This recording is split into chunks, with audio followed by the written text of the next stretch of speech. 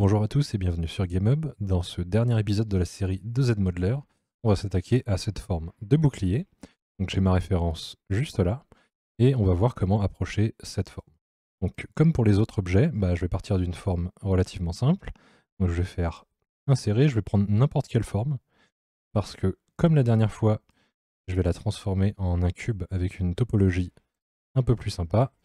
Que là, si on se souvient, le cube de base, ça, ce genre de topologie, c'est pas ouf, donc je vais aller dans Initialize en bas, je vais faire QCube, et voilà. Déjà, on a un cube avec une topologie beaucoup plus propre. Donc le bouclier, si je le regarde bien, normalement, il va être plus fin que ça, donc je vais le scale vers le bas, comme ça. Et il va me falloir un peu plus de polygones. Donc ce que je vais faire, c'est avec la brush Z-Modeler, donc B, Z pour les classer, Z-Modeler juste là.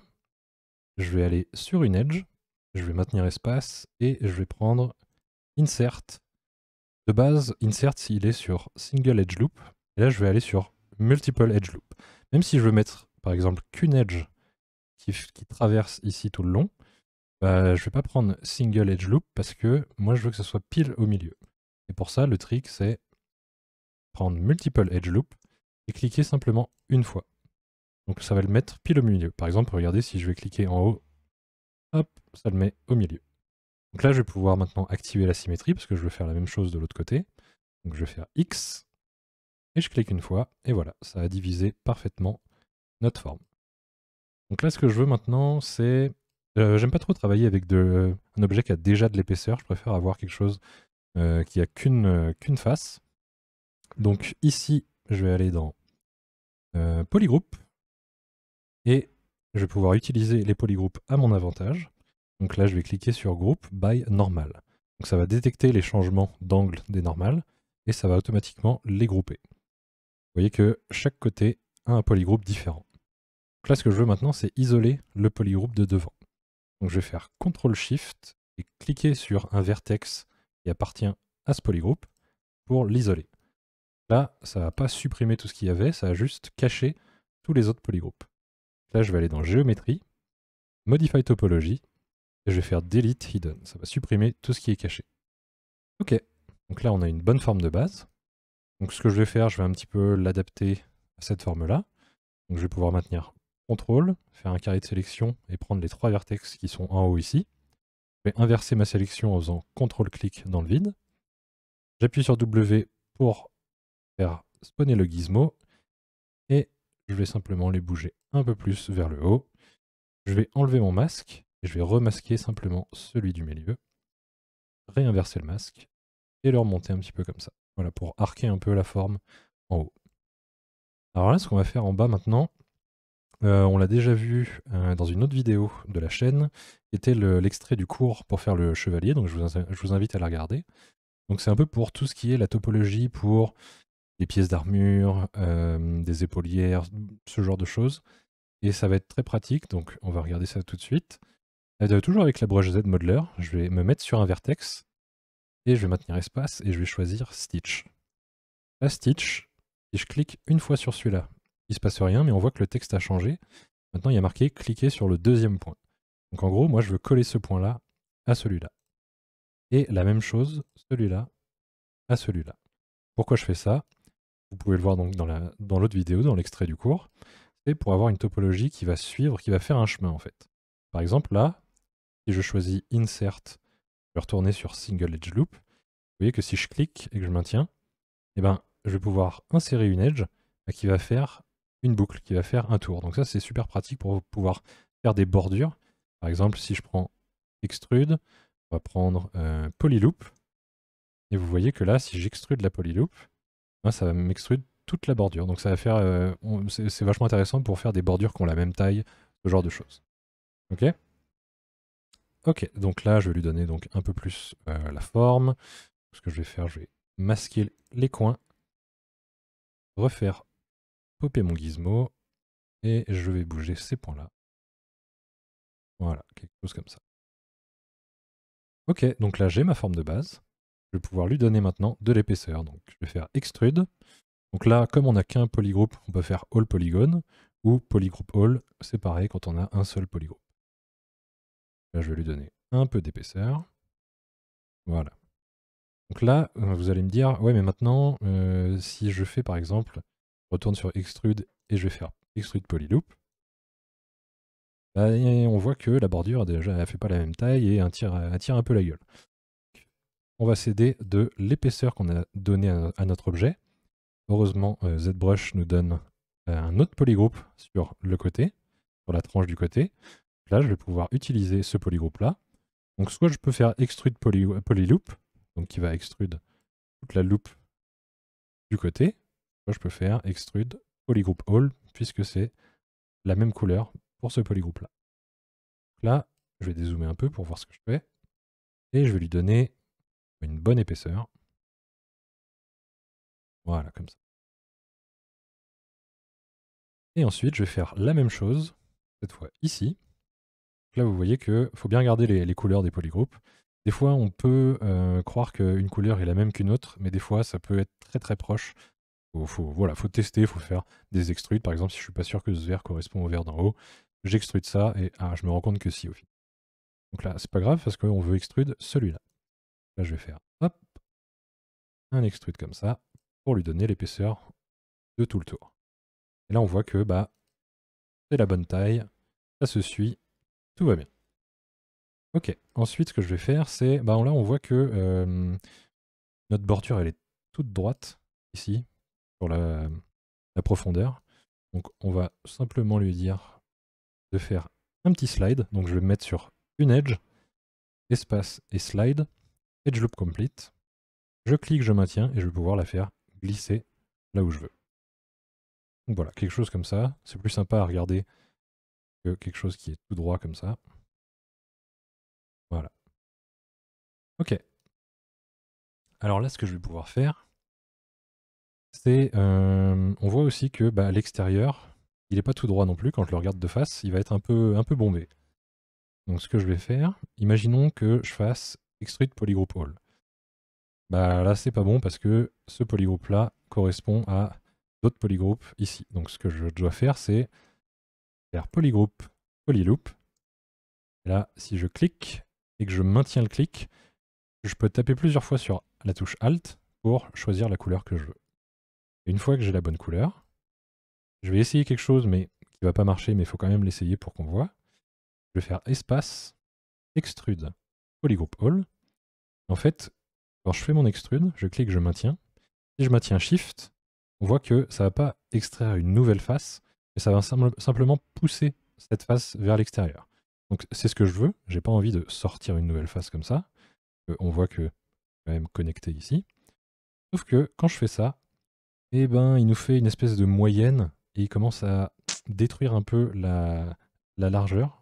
Donc ça, c'est pas bon. Ce que je peux faire par contre, c'est faire l'extruder normalement.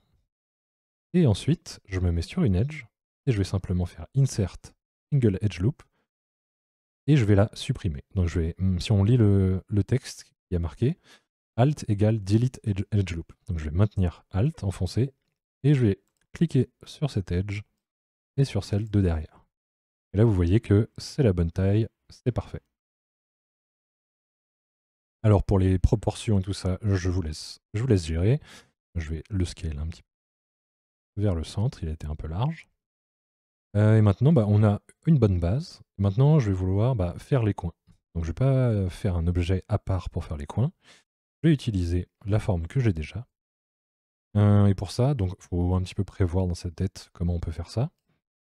Ce que je vais faire, c'est, moi en tout cas, je vais insérer des edges ici et ici. Sauf que là, j'ai envie que ce soit encore une fois en plein milieu. Donc je vais faire Insert Multiple Edge Loop et je vais cliquer juste une fois. Donc ça nous casse tous nos polygroupes, mais c'est pas très grave, on peut les récupérer assez facilement. Et je vais faire la même chose ici, au milieu. Voilà. Là, j'ai anticipé le fait que je vais vouloir extrude ces polygones-là, ceux-là et ceux-là en bas, comme ici. Donc là, ce que je vais devoir faire maintenant, c'est attribuer des polygroupes pour pouvoir m'aider pour les extrudes. Donc je vais faire, toujours ZModeler, je vais me mettre en plein milieu d'une face, et je vais faire polygroup single poly. Et là, comme on l'avait vu, vais me mettre donc sur une face, je vais maintenir Alt, et si je clique et que je maintiens, je peux peindre tous les polygones que je veux.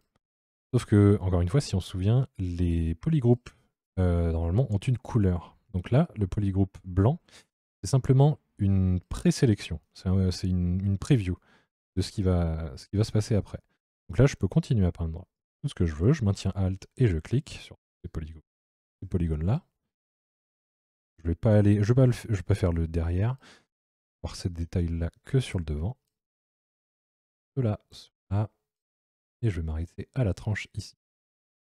Voilà, donc une fois qu'on a fait les sélections qu'on veut, au final, les polygroupes blancs, c'est une sélection, et ben je vais simplement cliquer une fois, et vous avez vu que ça a attribué un polygroupe à tous les polygroupes qui étaient blancs. Donc nickel, là je vais pouvoir faire un extrude. Pass, extrude, polygroupe all, parce que c'est le même polygroupe. Et voilà. Extrude quelque chose. Ça. Donc là, pour le coin et le bas, bah c'est bon, on est quasiment fini. Et en haut, bah, je vois que j'ai une double épaisseur ici. Donc je vais recommencer la manipulation. Donc, polygroupe, single poly, maintiens Alt et je peins. Et je reclique une fois dessus.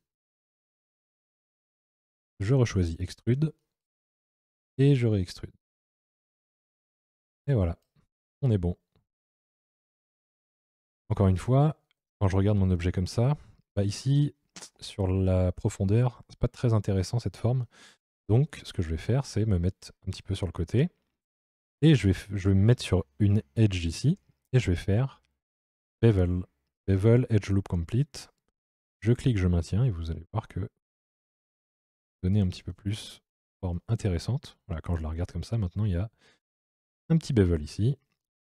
Et ZBrush, il est gentil. Il va garder en mémoire du coup la taille du bevel que j'ai fait juste avant. Donc sur celle-là, j'ai juste à cliquer une fois pour qu'il se souvienne de la taille et qu'il m'applique exactement la même. Et voilà. Il va nous rester donc les petits rivets qui sont juste là. Donc ça, on a vu ça dans la vidéo précédente, comment insérer des objets comme ça. Et on va le refaire, c'est important de pratiquer. Donc ce que je peux faire, c'est me mettre sur le polygone que je veux, et encore une fois, faire polygroup, single poly. Donc là, ce que je vais faire, c'est je vais cliquer, maintenir, et je vais taper plusieurs fois pour vraiment trouver un polygroupe que je n'ai pas ailleurs. Là, le violet, je ne l'ai pas ailleurs. Et là, je vais cliquer sur toutes les faces où je veux qu'il y ait cette petite sphère. Donc comme ça, ça m'ira.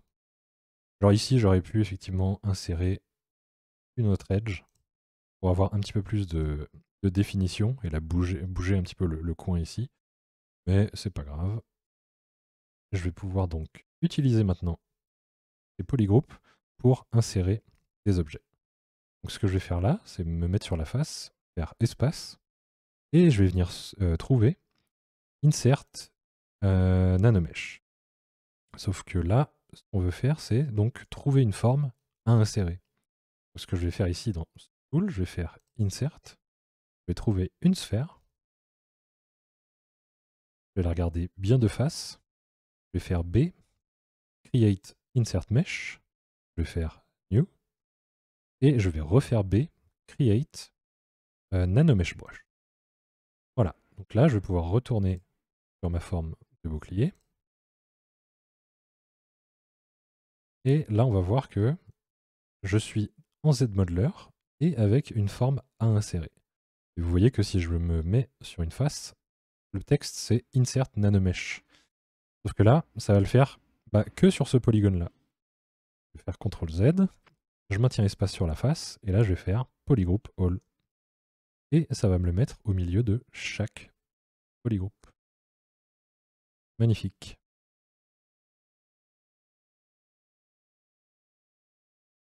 Sauf que là, on a donc les rivets qui sont là, c'est du nanomesh. Le nanomesh, il va falloir venir ici dans le menu nanomesh. Alors on va éviter de toucher à tout ça, c'est pour si on veut offset un petit peu, rajouter de la randomisation dans la position des éléments, etc. On verra ça sûrement dans une autre vidéo. Mais là, ce qu'on doit faire avec le nanomesh, parce qu'encore une fois, ça c'est une espèce de preview. Donc je vais aller tout en bas dans Inventory et je vais faire One to Mesh. Et une fois que je clique, hop, on voit que un polygroup a été attribué à la forme, donc c'est plus une preview, mais c'est un véritable objet. Et voilà. Donc comment attaquer ce genre de forme? Et ben voilà, on va s'aider énormément avec le ZModeler des polygroups. Donc là, il ne vous reste plus qu'à, comme on avait fait dans la précédente vidéo, à venir donc sur les edges et à faire espace, crise, et sur les edges, vous voulez que ça reste dur quand vous divisez votre objet avec CTRL-D, et bien hop, il va falloir cliquer sur toutes les edges que vous voulez garder en dur. Le coin là, vous voyez que quand je divise maintenant, elle reste dure. Donc ça, je vous laisse faire. Pour que ce soit un peu plus rapide, je vous conseille fortement d'utiliser donc dans géométrie. Vous vais aller dans crise, et vous voyez ici qu'on a un bouton crise. Et en fait, il va dépendre de ce slider qui est la tolérance des degrés des angles. Donc là, tous les angles en dessous de, au-dessus de 45 degrés, si je fais crise, et ben ça va appliquer cet effet-là. Vous voyez que là, il m'a détecté tous les angles à plus de 45 degrés, donc à 45 degrés ou plus. Donc par exemple, ici, bah, ça me l'a durci. Sauf qu'il y a beaucoup, sur cet objet-là, beaucoup d'angles qui sont un petit peu en dehors de 45 degrés. Donc il va falloir jouer avec ce slider jusqu'à trouver le bon angle. Diviser, et évidemment, une fois que vous avez quasiment la majorité de fait, vous retournez à la main avec le ZModeler et l'option Crise Edge ou Edge Loop Complete si vous voulez faire toute une edge loop d'un seul coup. Voilà, on en a fini pour cette série. Donc, je vous retrouve potentiellement pour une autre très bientôt. Et je vous invite grandement à checker notre site où j'ai sorti donc un tutoriel pour comment faire un chevalier de A à Z. Et donc on fait tout le processus de débutant. Donc on va voir tous les menus, non pas tous les menus, mais on va voir tous les menus importants pour commencer rapidement à sculpter. Rapidement à utiliser le ZModeler et aller en profondeur pour voir comment faire des pièces d'armure et faire le chevalier de A à Z avec son arme. Et ensuite, en bonus, il y a une partie pour faire une présentation sur Photoshop. Donc voilà, j'espère que ça vous a plu. En tout cas, les commentaires sont plutôt positifs. Donc ça, c'est cool. Donc on se retrouve pour la prochaine vidéo. Ciao!